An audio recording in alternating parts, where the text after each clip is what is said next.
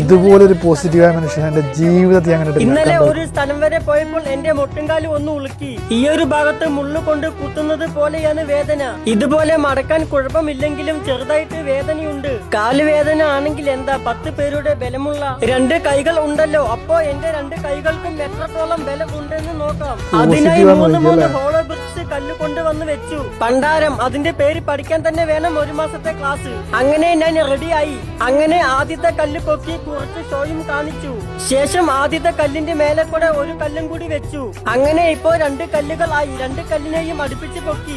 ശേഷം ഇപ്പോ 3ാമത്തെ കല്ലും അതിന്റെ കൂടെ വെച്ചു. പക്ഷേ എന്റെ 2 കൈകളും ചെറുത് ആയതുകൊണ്ട് എനിക്ക് പൊക്കാൻ സാധിച്ചില്ല.